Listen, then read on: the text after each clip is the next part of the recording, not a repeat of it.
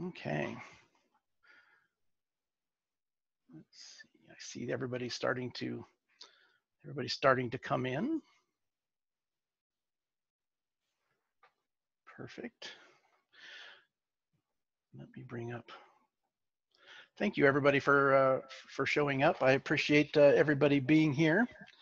Let me turn off that sound. I'm getting sound from another computer. Let me mute the options. Exit. Sorry about this. It won't.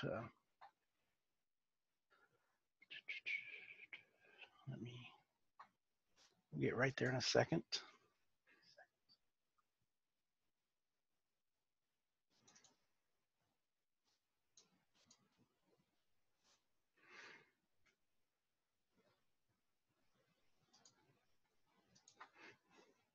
Try that. There we go. Had another microphone on. Thank you, everybody, for coming. I appreciate it. We're here, and we're going to talk a little bit about the karting and let me bring that up. Karting and analyzing a lap of kart data is what we've been considering. We've wanted to do a lap of karting for quite some time, and haven't had the ability to do it yet. And so we ended up with a number of notes from you and a lot of interest in the comments and the chats and all of that, saying, boy, you sure would like to have some karting data and understand the differences, the perceived differences between doing karting data and then, of course, versus some of the stuff we've talked about before. So what we've done is we've looked around and we found a fellow that's pretty darn good at this, and we'll talk about him in just a minute and what we're going to talk about. The first couple of steps, though, I would like to do is chat about just some of the technical details. You have the ability to open up a couple of boxes in your Zoom software. Make sure that you open up your chat. That's always a fun time for everybody to be chatting around, talking to each other. I see most of you have done it already, but down at the bottom of that box, there's right where you type your message, it says "to," and if it says "all panelists," which is the default, only myself and all of our AIM staff are going to see, and Eric are going to see those notes. So make sure you change that to all panelists and attendees on that little pull-down menu. Then you're chatting to everybody that's got their chat box open, and that will be very helpful. So that's very good. And hello, David. I see you just chimed in there. David's a longtime kart racer and somebody I chat with quite a bit on some data analysis stuff. So good to see you, David. The next thing I want you to make sure you have open is the question and answer box. And the question and answer box is where I want you to type any questions that you think will be of interest to have answered during this webinar. So go ahead and type those in there. Some more general questions, go ahead and put them in the chat. We've got AIM staff from California and Lake Elsinore and Roanoke, Virginia, and plus Milan, Italy, at the home office, all answering questions for you in the chat box and of course in the Q&A as well.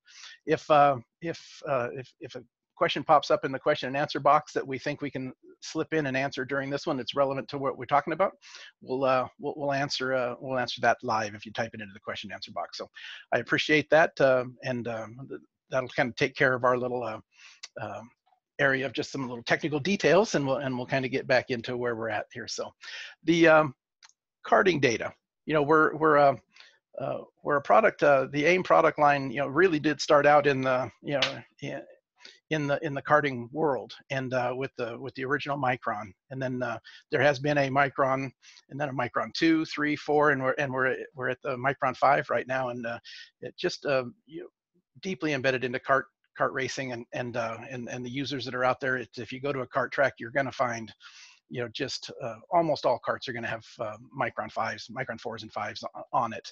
Now with Micron 5s almost exclusively. So with that, there is a little bit of difference, not so much in the way the data looks and feels in your Race Studio analysis software, but there is maybe some slight differences in how you look at that data, because just the way the karts race, they're so violent and so brutally fast and turn so quick and things like that. So we're going to take a look at some different ways of looking at data in a cart, and we thought what we would do is take the option of taking a, hey, we're just going to open up a lap with a couple of laps from a driver, and we'll do this in a couple different data sets, and then take a look at, walk our way through a lap and find a couple of interesting spots that and help you see what we're looking for, and then define and look into those a little bit deeper. And Eric will even go into some of the, the bigger generic things as well, of just how he understands data and how it works, and things like that. So looking forward to that. The Eric is somebody that came onto my radar a while back, from some mutual friends, and some stuff that he does as far as supporting local karters, not just from the driving side and kart setup and other things like that, but also also does some AIM training and some AIM seminars locally in the Denver, Colorado area. So what I'd like to do here is maybe turn it over to you, Eric, and give you introduce yourself to these folks. So some people here may not know who you are. So tell us a little bit about you. Well, hi everyone, and first and foremost, thanks for joining us today. My name is Eric Gunderson. I'm the owner of Point Karting and pointkarting.com. That was kind of an evolution of Apex Predator driver development, which is something that I've been doing for 4 or 5 years. I've been involved in karting for about 15 as a competitor, volunteer with our local race series, and then now, both a driving instructor and a sales and retail business through owner through Point Karting. So we do trackside support here in the Colorado region, as well as nationwide, selling parts and kart components through our online website, pointkarting.com. I've worked with drivers of all ages, from 5 to 45 and above, and just very passionate about kart racing. And over time, I've really learned to value the AIM product and learn more about data analysis. And it's a big tool in my toolbox that I work with a lot of drivers regularly. Perfect. As you noticed, Robbie in the chat box, Robbie will do this as the day goes on a little bit. He's put a hyperlinked message out there for you. If you want to go check out pointkarting.com, go ahead and check that out. Got all sorts of different parts on his website, including a whole service area support side where he's answering questions and talks about the seminars that he gives locally, things like that. So that's that Eric does quite a bit that way. Let's start off like we sometimes do. Let's launch a poll, and let's talk about what hardware you guys are using. It'll give us a little bit of an idea of what folks are using, and it always helps us not only in this webinar here today, but also in future webinars where we begin to plan and talk about different things. The one choice there that I mentioned occasionally is there is a SmartyCam/other at the bottom. If you're using a AIM product that we're not showing there, or maybe even a non-AIM product, if you select the other and it's not a SmartyCam that you're trying to select, if you type in other and then follow that in the chat box with other equals, whatever that tool you have. Maybe it's a Micron 3 or a Micron 4, or, something like that. If you're from the karting world, so let us know what the other is if you type that in there. I do look at those later, so that is very good. The next thing that we're going to do, I'm going to go while that is playing out and while you guys are answering that. If you get it done, go ahead and just click the submit button. And that box will pop out of your way. I'm going to switch over to Race Studio software, which is where we're going to spend most of our time today. And we're going to just another 5 or 10 seconds on that poll, by the way, and then we'll finish that up and we'll go ahead and get started. We're going to look at a couple of different data sets today, and when we talk karting, there really is kind of many different makes and models and types of racing and karting. We're going to kind of focus on the one that's typically the most popular, is at least in numbers, and that is sprint karting. And then we're also going to look at a couple data sets. We're going to look at one that is a shifter kart, and that's one we're going to actually start with, and they're fairly popular with folks. So we're going to start with that one, and this is some super national shifter kart data that we're going to look at, and then we're going to about halfway through our discussion, we're going to roll over and look at some a real popular class right now in karting, still a sprint kart, but an L206 Briggs engine kart, and start to look at some of that data and look for what Eric thinks is important and for looking at in there. So what I'm going to do now is I'm going to go ahead and give remote control to Eric on the mouse. And Eric, you remember you just got to click it one time, and then you're pointing away. There you go. And so Eric, give us just maybe a little bit of a background in some of the stuff you do as far as support and training as you're kind of leading into taking a look at this data. So, I guess this is a data file that I looked at with someone that I worked with at this event, the SCUSA Super Nationals. We're calling him AIM driver for this. But what the biggest thing is when you're getting started with looking at data with a kart racer is often just learning where to look and understanding where can I find the biggest areas for improvement. And this driver is a little bit more advanced, but some of the things that we do with our local seminars is basically give people an introduction to, okay, we have this Micron 5, now what? Now we'll upload data and how do we navigate the system and proceed from there. So if this was a typical data file and I was just starting to look at sample data, whether this is my own data or trying to learn from another driver. Excuse me, Eric. This is a great point for me to make sure everybody understands too that this data file and the L206 file that we're going to look at here in a moment, we will make that available to you. So if you, when we're done here, we'll of course we always record these webinars. We put them up on YouTube, and in that YouTube, you'll get an email tomorrow that will link you towards it if you don't know where to go get it. But in the description box of this data file and the L206 data file will be available for you. So if you see something we do, or you see some data here that kind of maybe looks like something that you might want to study deeper in this exact data file, these data files will be available to you in a couple of hours later today, and then and you can rewind and watch this video and use this exact data if you want to. I'd suggest you use your own, but if you like to use this data, it'll be available. Thank you, Eric. Sorry about that. Yeah, no problem.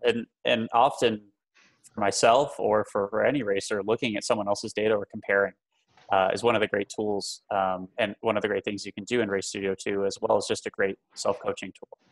And ultimately, that's what we're all trying to do, right? Is we're trying to learn how to get faster and how to improve either at our own track or from other drivers. I chose this file because just with the 2 or 3 what Roger likes to call money channels, your speed, your lateral, and longitudinal, there's a lot of great lessons and interesting things that we can see in this data file. So when I open up file of data in Race Studio 2, one of the first things my eyes goes to is the time compare bar. So at the very bottom, if you're new to analyzing either your own data or someone else's, looking at the difference between, say, 1 or 2 fast laps, this is a great, very intuitive tool that I will look at right away. And what I found really interesting about this data in particular was the pattern that I saw on this. When I first saw it, I had kind of no idea what I was looking at. Typically, you'll see, maybe they'll make a mistake in one corner or 1 or 2, but we see this kind of cyclical pattern. And after looking at it for a little while, I came to some interesting conclusions. But in particular, one of the most interesting corners I thought was I think this is turn 1, 2, I think it's 4 on this particular temporary course. And I'll go ahead and zoom in just a little bit. We can see on our time compare bar, we can see that obviously they were very similar as they were entering the corner. But what was interesting from this driver is you can see that their approach line is noticeably different. And keep in mind that this is a shifter kart, so we'll touch on this maybe a little bit later, but the differences between a shifter kart and a single speed go-kart can really affect the way that you interpret your data or the conclusions you can make. But just from the speed trace, we can see, of course, they enter the corner approximately the same. They break about the same. But then something happens in the middle of the corner, and we can see here on the time compare bar, that is really where we want to make a note. And for people that are just starting to look off at data, both looking at your GPS-driven line, as well as your lateral and longitudinal acceleration traces can really give you some different hints. So we can see on the choice that this driver made, of course, it looks like on this lap, the lap number 5, which is highlighted in blue. They entered the corner a little bit more narrow, and then they did a lot of activity right in this area. About the first third of the corner, their apex is roughly the same, but the exit result and the speed carried off the corner is noticeably different. So it's a very interesting data set and corner from that perspective. So trying to understand what they did is something that was very interesting to me. So we can see just from the speed trace, we can see they carried a little bit more speed to the middle of the corner, but they almost squared off their entry, and they did a lot more turning action in their initial turn-in right here. And then as they exited the corner, because they chose that slightly wider line, and because it looks like right about here, you can see the cart almost rotated and exited more narrow, we lost quite a bit of speed coming off the corner. We can see that reflected in our longitudinal acceleration. We can see that as they come into the corner with that slightly more narrow line choice, almost a straighter entry, they're more effective on the brakes. However, it almost looks like they may have locked up. We can see this kind of wavy pattern here, where the longitudinal acceleration builds to the bottom, but it doesn't stay as consistent. So, they may have locked up on the brakes and then lifted off of that and returned back to acceleration. The interesting thing about this, of course, is as I mentioned before, looking at the time compare bar, we can see, of course, coming into the corner, they lose a little bit of speed with that narrow entry line, but as they leave the corner, that's really where they're going to make up all that time and then some. So the core takeaway from looking at this data a little bit more closely is, and the recommendation I made to this driver is that it seemed like, because if we look at the lap from more of a global context, we can see this kind of cyclical pattern of closing on entry, in the middle of the corner, losing, and then gaining on exit. This sort of pattern is indicative of a driver that is, I guess to put it bluntly, basically just trying a little bit too hard at times, driving into the corner very, very deep, maximizing their braking, and then as a result, losing some in the middle of the corner and struggling with consistency coming off the corner. Yeah, perfect. There's a couple things I would add there, just to kind of to tidy it up as well. When you're above the flat line here is of course our reference line. When you're above it, you're slower, right? So since we're looking at the blue, and the red one is the fastest, so it's the flat line. So when it goes up, it's slower, which is exactly what Eric was just mentioning, and then he's faster coming out. So always keep that in mind, that anything trending up in the time compare bar is slower, trending down is faster. And one other thing I would add, I know we've got maybe half of the people that are watching here today are just looking for tips and tricks of Race Studio. Maybe they're not even kart racers, but there is such value into what Eric is saying across the board. This is not just karting, right? This is the tips he's giving you. He's giving them to you in a karting context. It works exactly the same with your sports car or your snowmobile or your dirt oval kart or all the different things you're doing. So keep that in mind, that what Eric is sharing here with you is valuable across all different forms of motorsports too. There you go, Eric. Right, and the fundamental behavior here, the decision by this driver to make the decision of how they're attacking the corner, whether they're in a shifter kart or Mazda MX-5 car or really any sort of racing vehicle, the same sort of pattern may be apparent in your data.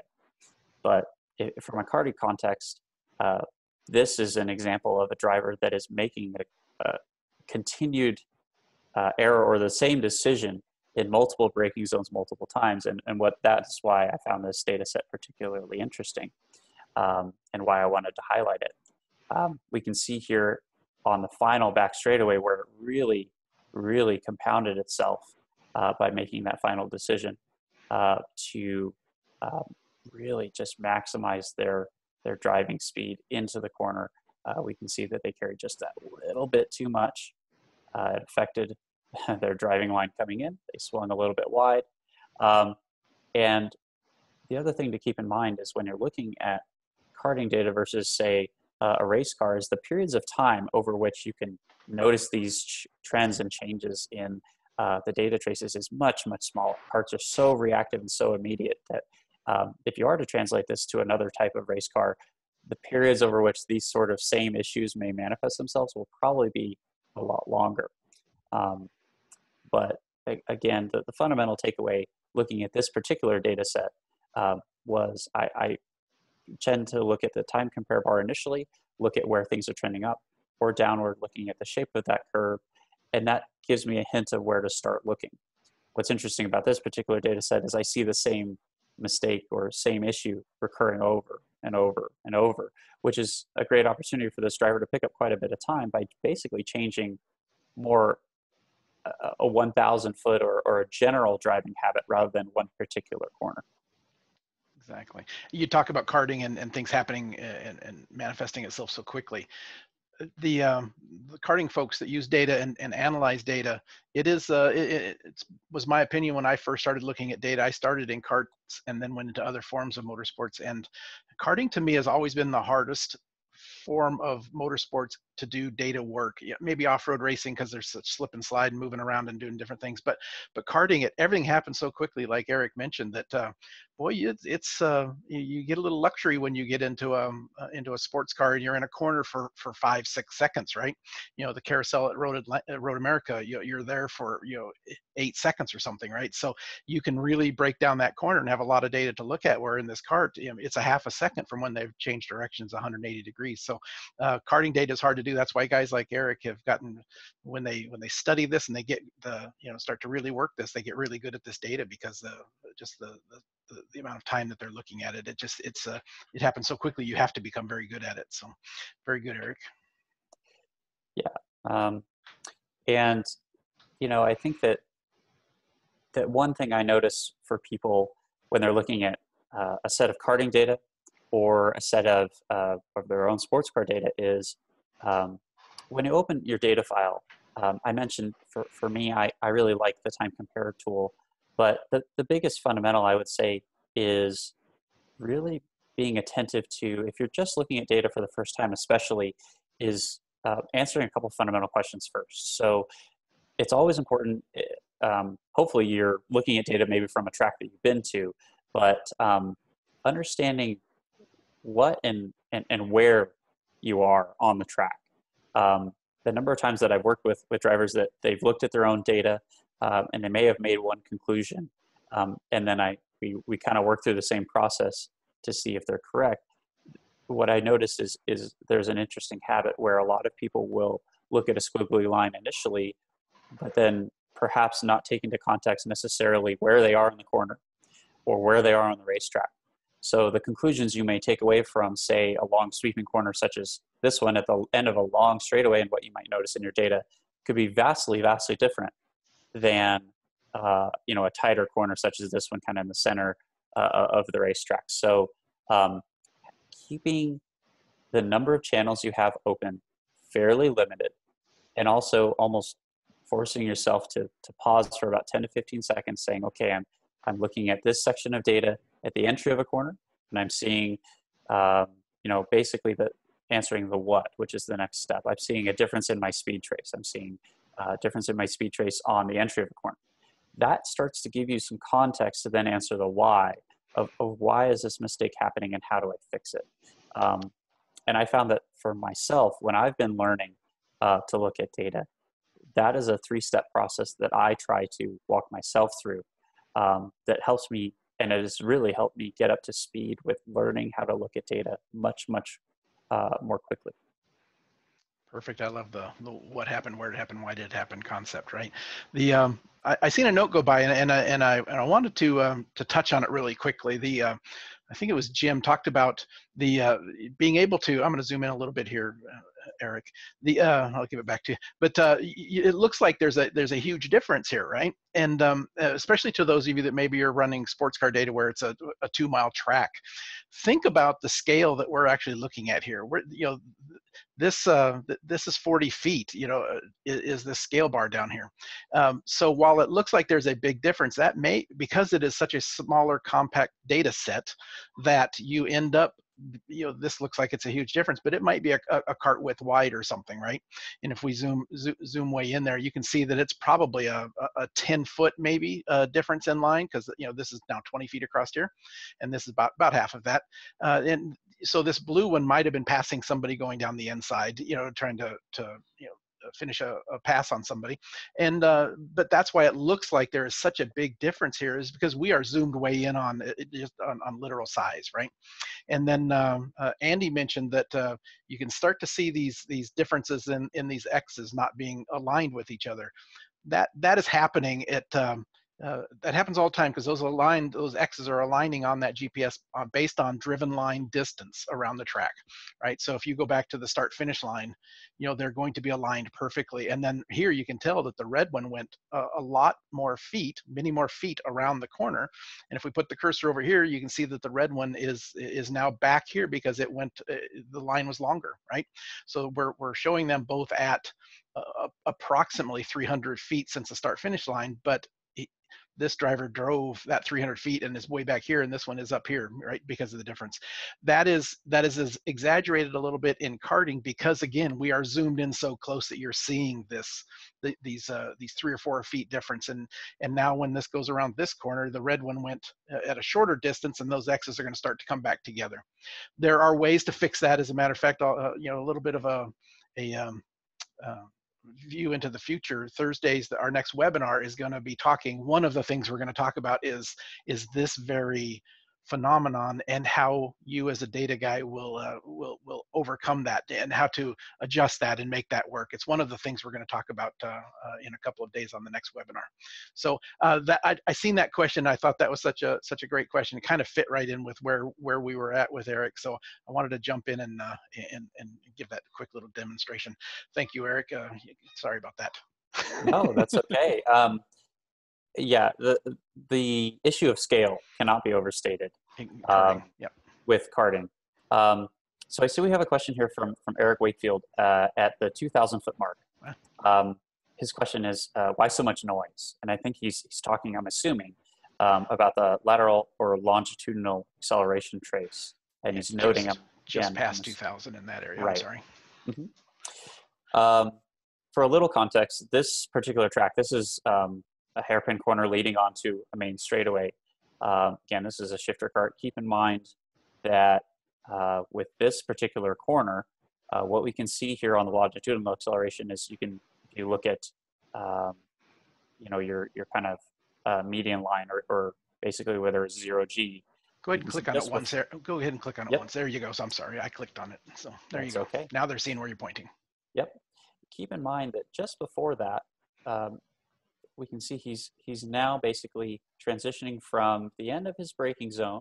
We're starting to alleviate, get off the brakes, and we're starting to really rotate into the corner. We can see a bit of a line difference, which is something we talked about with his general driving performance. We can obviously see the speed difference.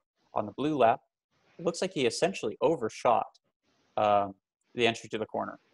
He then realizes, oh, I'm offline. I've got to turn the go-kart and I've got to rotate it. And he comes off the corner at a lower angle of altitude. But to get back to the core question about the noise, if you've ever stood trackside and watched a shifter kart, as they start to apply the throttle about part way, the kart will lag, and it'll get on what's the term is on the pipe, meaning the RPM will start to build and the kart will start to basically lurch forward. And so some of what you're seeing here is just essentially the behavior of the kart under acceleration. So someone made a comment about potentially chain or belt slip. I guess that's possible, but part of it is many shifter kart drivers will use the throttle to rotate the kart. We also, again, see that this driver tends to overdrive or be very, very aggressive under the brakes. So some of what you're also seeing is basically the tire is still breaking traction. He's just trying to get out of the corner. And so that's why you see some of that noise in one of these karts.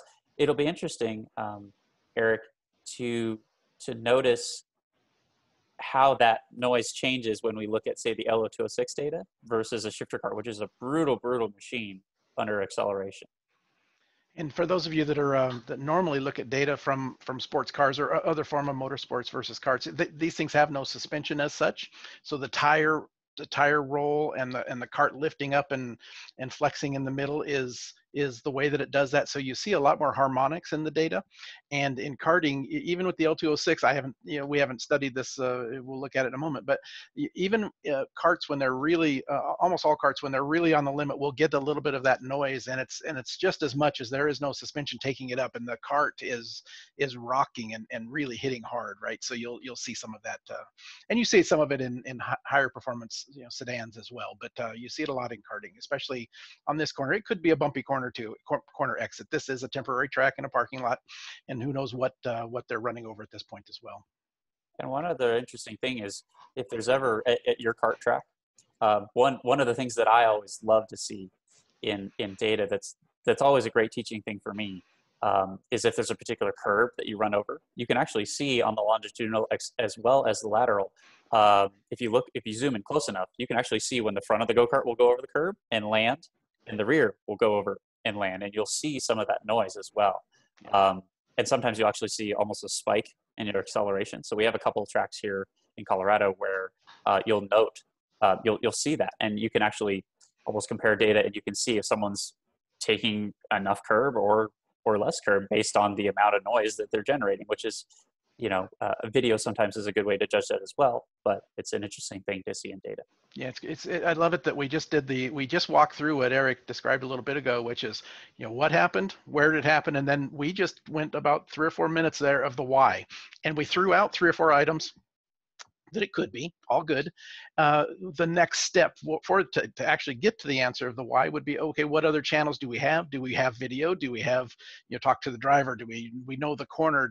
What other things do we have in our toolbox to open up and look at? Maybe I did see one go by there, maybe to open up the RPM channel and see if it was traction, loss of traction coming off the corner. You can see that sometimes in the RPM trace.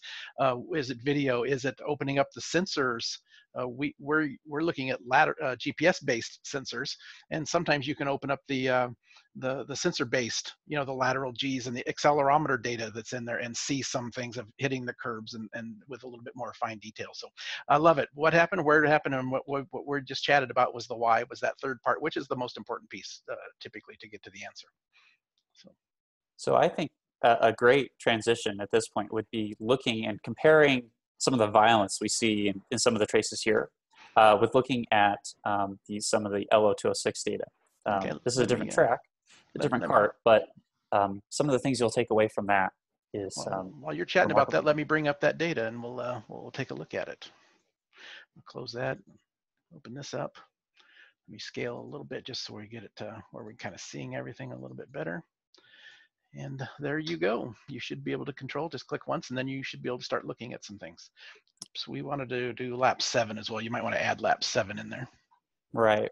So there you Roger go. and I chatted before the webinar here, and we looked at these two particular laps.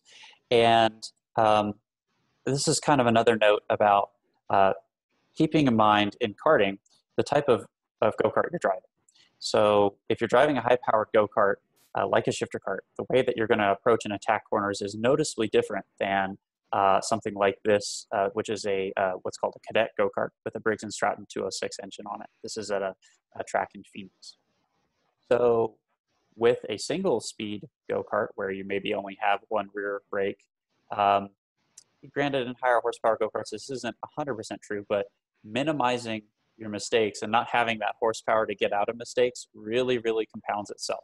So I thought this data set was a great example of that. So if you're someone that races a Briggs 206 rather than a shifter kart, looking for areas where typically 1 to 2 corners on your lap are going to be the big trouble spots. So again, I return back to my time compare bar, and we can see, also keeping in mind that the time compare bar auto adjusts. So over time, you may be looking for a 1/10 or half a second, depending on your driving level and where you're making those mistakes.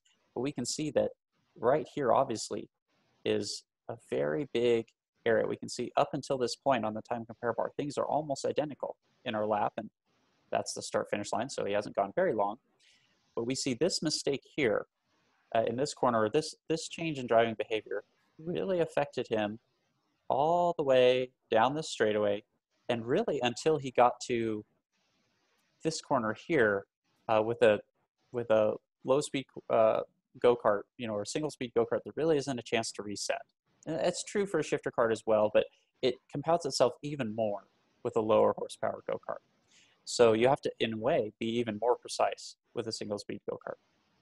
So in this particular data set, if I wanted to investigate what happened in this particular case, I would, of course, use my zoom tool, bring myself up to just this particular corner area.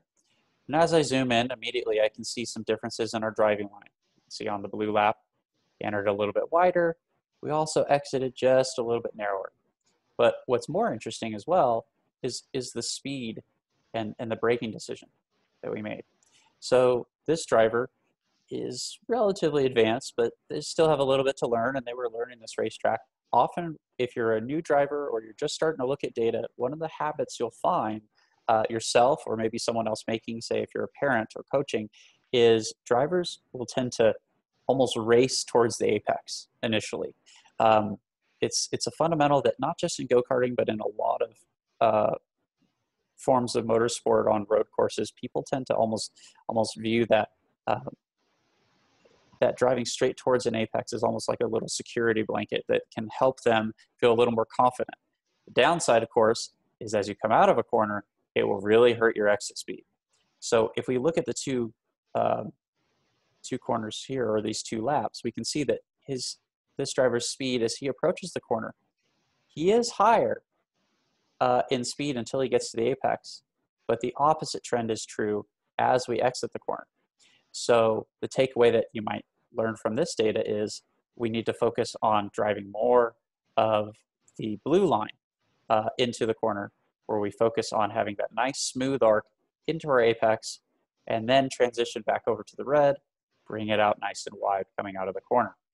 We can see by not doing that, coming out just a little bit, that by racing to our apex and turning in early, and really, especially with the low horsepower go-kart, the kart will tend to bind up in the middle of the corner. The lack of speed, or the difference in speed through the rest of the lap as we then transition onto this long back straightaway really, really compounds itself. So I thought this was another interesting data file to share, to kind of talk about the differences between a high-speed shifter kart and a lower horsepower Briggs 206, and some of the things that if you're new to data or you're just starting to really get into it, you might start looking for that would be more specific to your particular karting application. I agree fully. And the and while he is applying that to pardon me, to karts, it is the same exact motion though works in everything. I don't care if it's a motocross bike or a GT3 Cup car at Daytona. If you do what is being shown here, you will be slower. So it's I love it though. But you can get away with a little bit more in a high powered shifter kart than you can in the low speed kart. And you can also do the same thing with a high-powered road race car versus a spec Miata, right? You have to roll through the middle of the corner because the time you spend right here is a very short amount of time. But boy, the reverse of that is the penalty for being slow at the apex and when you get the car back straight and back to the throttle and start opening your hands. It's forever. And even on this kart track, if we use the delta tool, and we just from about where he got on the throttle up to about here where he's lifting on this kart, it was 17.8 seconds, right? That 17.8 seconds of penalty happened from, and I just go the other direction, from 2.6 seconds of setting it up.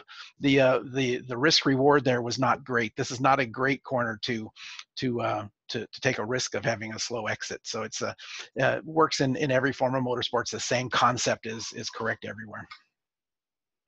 And you'll find that very proficient kart drivers, typically, as you study their data, you'll find that those 2 to 3 seconds as they set up a corner is where they work on being extremely consistent and putting themselves both visually as well as with their footwork in a position where they can minimize the mistakes that they make in that area. And of course, that sounds very obvious, but we can see in this data set how dramatically that affects the rest of the straightaway. So easy to if any say, so errors are made hard to there. do, right? So easy to say, so hard to do, right? Yes, If it was easy, everybody would do it and do it so that's well, right. right? So another thing that I wanted to comment on with these two data sets is, now that we have a little bit of time, is the challenges of working with a junior driver. So some of you out there might be working, say, with your child or with another driver versus working with your own data. One thing I wanted to comment on, if I was to present this to the driver, who, again, for context, is like 11 or 12, versus the shifter cart driver, who's an adult, looking at data is always a fantastic tool, and it's very, very informative. But you also want to consider the type of driver that you're working with, whether it's yourself or someone else. Are you a visual learner, or are you someone that can look at these data traces and really interpret a lot from them? If the data makes a lot of sense to you, then not pairing it with, say, on-track video or AIM SmartyCam, maybe you don't necessarily need to do that. But especially with younger drivers, if you're looking to, again, coach your younger driver in karting, what I have personally found looking at data like this is, this gives me, again, kind of talking about those three steps. This gives me the what and the where, but then explaining the why. Sometimes I will then take out a track map or just pen and paper, and I find that is a much better way sometimes to articulate to someone that is younger than necessarily having them look directly at the data trace. As they get more advanced, then I'll introduce it. But something to consider if you're working with a younger driver, especially. Yeah, certainly. The trend is, generally speaking, happens a lot, is younger drivers are so much more graphically focused, right? They can see some things, which brings us back to the webinars we did last Thursday with Ray. He used those the track replay functions, and it was a fantastic lesson for a lot of us, and looking at, boy, very, very quick and specific to see a change in color for either lateral G's or longitudinal or braking. We could do similar things here and set that up. We're using the squiggly lines today, but it's also true of that new driver, whether that new driver is 5 years old or that new driver is had a career and now wants to get into motorsports at 45 years old. Some of the same trends happen, right? As far as what a driver kind of driving down towards the apex that Eric mentioned a little bit ago. Those are all things that we can see across the board, whether or not your new driver, something is just getting into this motorsports is doing as a real youngster, or just another brand new driver. So interesting topic that you bring, and I know that you've learned that from some of the seminars you've done locally. I learned that from working hands-on with customers, but you also learn that from everyone's going to utilize data a little bit differently. I mean, that's kind of the beauty of having a tool like this and having so many different options. Some of the things you've shown in this seminar, like using the Delta tool, is something that is a fantastic tool that someone may rely on a lot more than myself. Jim asks a question here about, he's noting that on this particular data set, we've turned off the pearl-out color. So kind of that gray, or that, not grayscale, but color gradient. And that we tend to, or at least I personally tend to prefer to turn that off. Jim, I don't know if there's necessarily a reason that I turn that off personally, other than for me, I tend to rely more on the data traces and the shape and the curvature of them, which is another thing that if I had time, I wanted to mention in this, which is to keep in mind that each of these traces, it's the shape and the curvature, or the difference in the lines, and if they're converging or diverging, to use some of Roger's terminology, that is important to consider. For me, intuitively, that makes more sense. But I think one of the brilliant things about Race Studio 2 is the color gradient option, or the pearl-out color option. If that is more intuitive to you, to pull those two up and look at them, say, on the GPS map, or look at the GPS driven line, and that helps you interpret the data a little bit better. That, I think, is, if that works for you, then use it. For me personally, I love the contrast of the red and the blue. I find that that's very easy at the track to see. And I prefer to look at my time compare bar as well as their driven line and intuit from that for me, that just seems to be the best way to interpret the data. Roger, what are your thoughts on, one or the other? Different learning styles again, right? But certainly Jim is talking about maybe a little bit of this, but I think what Jim is also talking about is there's no green, red, blue bar across the top, Right. which is the map segments. Since we were not going to go there, I just did not build a map real quickly. And let's just do one really quickly here, just for fun. We've had a whole couple of sessions on track maps, earlier. So I just brought up the data. It selects the best lap. I'm just going to give this, one Eric, just to give it a name we can find later. Eric, and these are the segments that we're about to build that would build that little segment bar across the top. Boom. We now have that. I've got it colorized kind of in a funny way, but we now have those. Jim, the only reason that was not there is because, and I tend to do this a little bit myself as well, and Eric does as well. We focus on this map a little bit more, and not so much on the. Let's change that. That is disturbing, isn't it? So it's the background is very, very, very, very. I'm going to make it just a little bit of a different shade of gray. And let's apply and exit that. We were looking at the data traces itself. So yes, it was a personal choice, and we just didn't create the map. So, but with all of that said, we can do these gradients over here where this is being based on speed, and then another couple webinars we've showed where we can actually change these gradients just by doing this little slider bar in the side. Works in almost all of the different rainbow heat type maps that are in Race Studio software. So we can make it where the top is, the red is only just right here near the end of the straightaway, and then the blue for the slowest corner. So that's what I think Jim was more talking about, was that green, red, blue bar across the top. Glad we clarified that, and thanks, Jim, for clarifying your question. Yeah, I think a good habit to get in is, create the track map. I think we just, for sake of time, we just didn't do that. But yep, there's nowadays with the different track maps we've got and the ability. I tend to only build these track maps for those couple of functions, right? The split report and the track report. A lot of the other things, if I'm going to look at a data like we started off with for the first 2/3 of this webinar, everything we did not need any of that, so we just didn't do it. So that's good. Okay, let's go back to per lap color, make that a little clearer to see. Okay, anything else that you wanted to go through in this data here, Eric? And there's and for everybody else that's out there, if you have any other questions, now would be a good time to add those to the Q&A box as we're kind of starting to close this one down. Go ahead, Eric.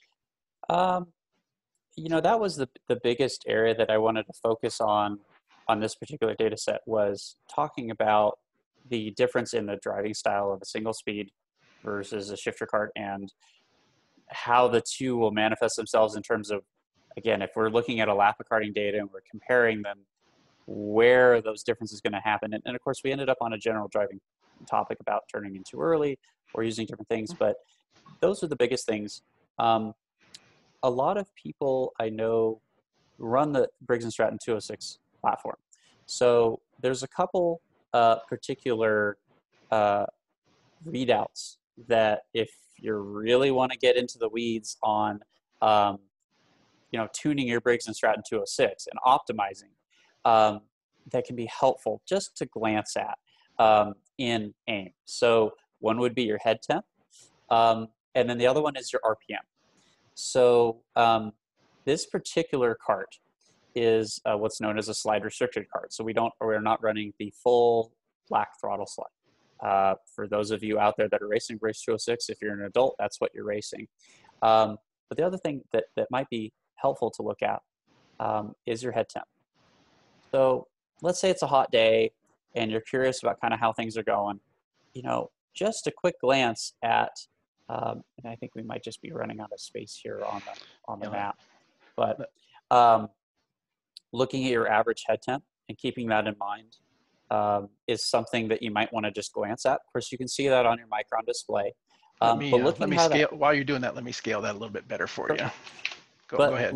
Look at how that changes over a lap. You'll be actually surprised to see whether you're running in a draft or running by yourself. And then also, depending on how your carburetor is tuned, how that head temperature will change. That is getting more into the weeds with your Briggs & Stratton 206. And the other thing to talk about is your RPM trace.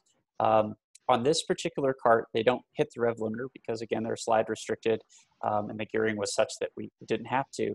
But I know that that is a question that some people have had with those Briggs and 206 is, how do I use data to determine gearing? This isn't 100% the case, but a general comment for most carts is you want to hit the rev limiter or hit the peak of your gearing about, let's say, 3/4 to 7/8 of the way down your longest straightaway. That is a good ballpark start. If you're looking at your RPM trace, you will see where you're hitting the rev limiter most of the time. Again, on this one we won't see it, but you will see a very noticeable, basically set of very, very squiggly lines where the rev limiter starts to engage. And just a quick glance and looking at that on your longest RPM or your longest straightaway can tell you, okay, I'm hitting the rev limiter about halfway down the straightaway or 3/4 of the way, or I want to go just a little bit further. So, of course, when you're driving the cart, you might notice that too, but it's a good thing to double check in data. And the other thing that a lot of people don't always consider is your minimum RPM. You can also tune the clutch and the engagement of it. Paying attention to how you're driving, as well as how your engine tuning and your gearing choice changes your minimum RPM for a lap and where you're hitting it, because that can shift around the track, is something that you may also want to check if you want to get a little more granular with particularly using the AIM Race Studio 2 analysis to look at tuning your Briggs & Stratton 206. Yeah, I always talk about three things that we do with data, and your data analysis is always going to fit into one of these buckets. Driver performance, which is where we started, right? We were looking at how did the driver attack a corner and did it hurt them on the way out or did they make speed? So driver performance, vehicle performance, there you're talking about your gearing and your cylinder, your head temperature dropping down this straightaway, which is maybe showing, maybe it's certainly cooling off the head during this entire acceleration zone here. Maybe that's a sign of maybe it's a little bit too rich, right? Or whatever you want to get out of that. I'm not an expert in L206, but so driver performance, vehicle performance, and vehicle health. Vehicle health being the last one. Am I over revving it? Up here, is the cylinder head temp not from a performance standpoint, but is it just too darn high, and that this thing is going to die, right? If you have a shifter, what is your water temperatures? What is your oil pressures in cars? That whole piece of the three, the triangle of data analysis, driver performance, vehicle performance, and vehicle health, right? So these things all fit into there. It helps me not get overwhelmed by the number of data channels we have and the amount of work that we need to do if we want to do this correctly. Is boy, this thin it down. Okay, we started this today with driver performance, so we had speed, lateral G's, longitudinal G's, and just the basics. And we started looking at the time compare bar, going through those other three steps. What happened? Where did it happen? Why did it happen? And you start to understand and make a decision, make a call. You look for some trends. And then you have that talk with yourself as the driver or the driver you're working with, and then you move on to the vehicle performance and then on to the vehicle health. So it's I love the way that you have broken that down for us today, Eric. Thank you. Well, my pleasure. I started learning about data and the Micron when I wanted to raise my driver coaching ability. I first looked at the YouTube series that you, Roger, and Davin put together, the LearnFast seminars, and literally just followed that down to the point where I felt competent with the Race Studio 2 software. Then I stepped from taking sample data and stumbling around to looking at real-world data. And at first, it served as a big confidence tool for me as a driver coach or someone trying to advise someone how to drive, to say, yeah, even though they don't instantly improve when I say, well, let's take this corner wider, let's do this and let's do that, that the data bears that out. It demonstrates that those things really can work. And the more you delve into data, and it takes some work getting used to it, the more you look at it, the more you look at other people's data, your own data, or comparing it with other people, the more powerful this tool gets. And it's just one of those things that the more you delve into it, and the more you experiment, listen to other people, watch these webinars, and I've learned a couple things today from Roger about navigating the software, the better you will get at being able to very quickly extract what you need from this. Because if you're looking at data at a kart track, for example, you maybe have 10, maybe 15 minutes between sessions to actually look at data between that and working on your cart or working with your driver or things like that. Perfect. Perfect. I appreciate that.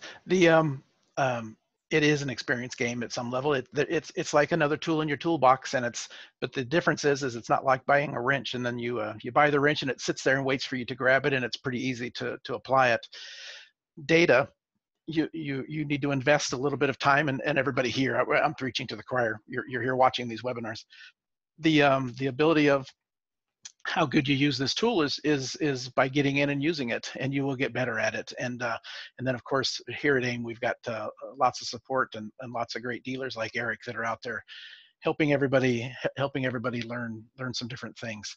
I want to launch one more poll before we start to kind of wind this up, and it is our future webinar topics. This has been a big help to us as we have been doing these webinars, helping us understand exactly kind of what you're after, and we adjust fairly quickly. There's a reason why we haven't put out a schedule of everything that we're going to talk about for the next 4 or 5 weeks, and the reason is yes, I do have some things planned. I got some great co-hosts coming up.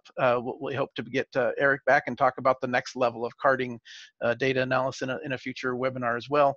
But we change them because of what we hear from you, either certainly in these polls, and then of course with emails and comments and phone calls and different things that we're getting, or issues that just come up. So I'm going to share this polling data with you in a minute. I'm going to give you about another 10 seconds or so to finish up and select the ones that you're after. And then we're going to share it, and then we'll talk about some different support things, and the big topic here that we always build up to towards the end of these webinars is what are we going to look at our next webinar. So let's end that polling, and let's share the results just so everybody can see them. Let's see, did that pop up there? Yep, there you go. The data analysis has always been the number one result of what folks want to see here, and I get that. You've got all of you probably own the hardware, and you're using it, and you really want to get this added value, and it's so much that is available here with the included software and the training that we give. So we're going to continue on with that, obviously, as a fairly strong focus, but we want to continue to slip in some other things as the poll shows. I think the next one looks like it's is track maps. Still wanting a little bit more information on those, so we'll put that into the hopper. Configurations right behind that. We've talked about track maps and configurations based on these polls that have been similar to this in just the last week or two. So keep that in mind. And then we've got we go down there, ECU protocols. It's been sneaking up pretty regularly, and we've actually got a date set for that. But if we continue to see those numbers continue to grow, we may well even slide that ahead. I did see the one question about being appreciative that we're doing karting data. We're in some of these. Don't worry, we have more planned. So we certainly realize that microns are the AIM karting product is a big part of karting, and we're going to continue to do these. We've just been blessed to get Eric here. We've been looking for the right person to help co-host these. I just want to make sure we have an expert in the field, and so thank you again, Eric, as we get ready for and show some of what we're going to talk about in the future. So I'm going to stop sharing those results. Thank you all for doing that. I know we do a lot of polls here, but there is great value to us and hopefully to you because of the data that we get from those. So the next thing I'd like to do, let me jump back to the PowerPoint. Let's go here. As we kind of close this one out, Robbie, I know, put the link up there for the YouTube site. There's a visual look of where it's at. We've got about 87 videos up there now, and of course Eric mentioned a whole series of karting specific videos that Davin and I did about a year and a half ago or so. There's a good chunk of them that are out there. Go to the YouTube site, and you can you just find a ton of videos. Yeah, we use kart data. We chatted about them as a kart, just like we did today. But the crossover is broad. That same exact information crosses over to sports cars or snow machines or off-road trucks, right? Analyzing data is while the detail is different, but the general tools that you're using are the same in all forms of motorsports. So keep that in mind. Go visit the LearnFast e-training video YouTube site. Just to reiterate again, the data that we looked at today and the questions and answers that were being asked and answered in the background, you may have missed some of those. They may went away before you got to read them fully and see the answers. Those we always, a couple of days later, we have put those into a PDF document and we link it in the description of the YouTube video for this particular video as well. So those will all be available for you, fairly soon. The next thing is customer support. We're out there. We're out here to help you. We want to make these things as easy for you to use as possible. When you have some questions, give us a holler. Whether it's hardware, whether it's software, call the 800 number, email us. You'll have an email here in just a moment. Email support@aimsports or call 800, the 800 number, 718-9090. Got a staff of guys that are very, very knowledgeable on these things that I lean on a lot for information as well. And these guys are very good at what they do and are there to answer for you. East Coast, West Coast, the number will ring to the closest one to you. And if the East Coast is closed, it will ring straight to the Lake Elsinore, California office as well. So we got a pretty good range of time that we can get a hold of you. Give us a holler. Next webinar.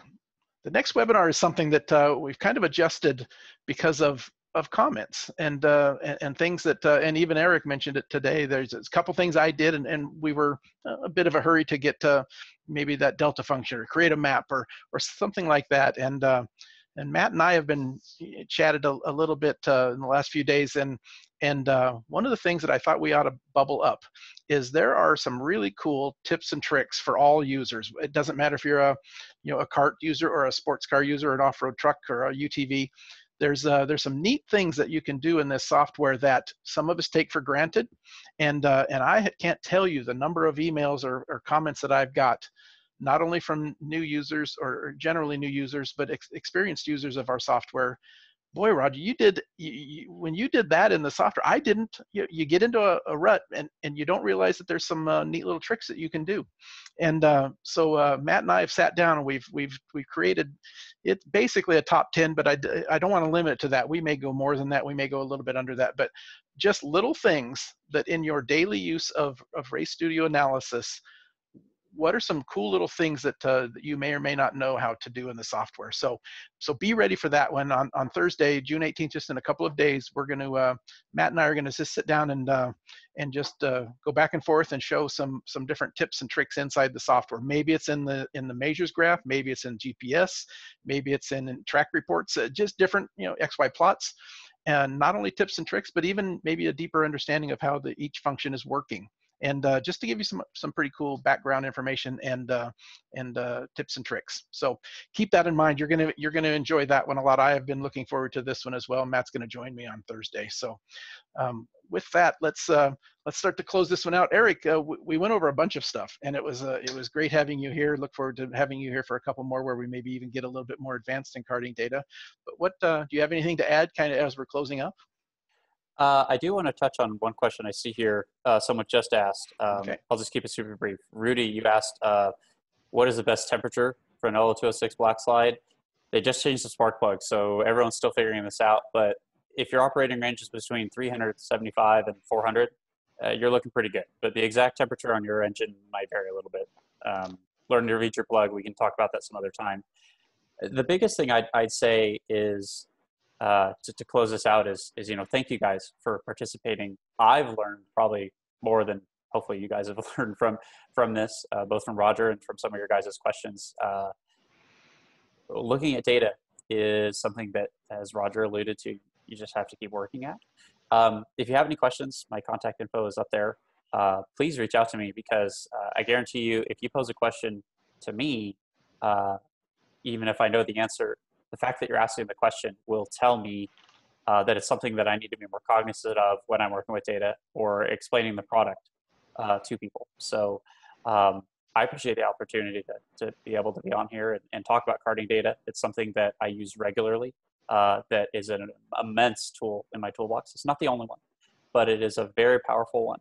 And hopefully those of you that are in karting specifically will feel a little more confident looking beyond just looking at lap times and you know, what you see when you come off the racetrack, and actually starting to delve into race judo too. Perfect. Thank you, Eric. And it's funny, people think that you know, we give these webinars or seminars at site, like we do quite a bit as well. I learn something almost every time. It is an amazing thing. It's funny when you're leading a discussion, right? And somebody asks a question and you go, but you know, I haven't been asked that one before. And by the time you look into it, you've learned something new too. So this really is a two-way street, and it's very enjoyable for me as well. So thank you again, Eric. Look forward to having you in the near future for doing another couple of these. It's been very informative for myself, and of course all of our folks and all the people that are going to watch on YouTube in the years ahead, watching some of these videos back. So I appreciate that. Thank you everybody for coming. Look forward to seeing you in one that I'm probably as excited about as any of the webinars that we've had planned, this tips and tricks that we're going to do in a couple of days on Thursday. Look forward to seeing you there. Thanks everybody for coming. Thanks to our AIM guys in the background answering questions. Always make this a huge success. Thank you all, and we'll see you in a couple of days. Take care.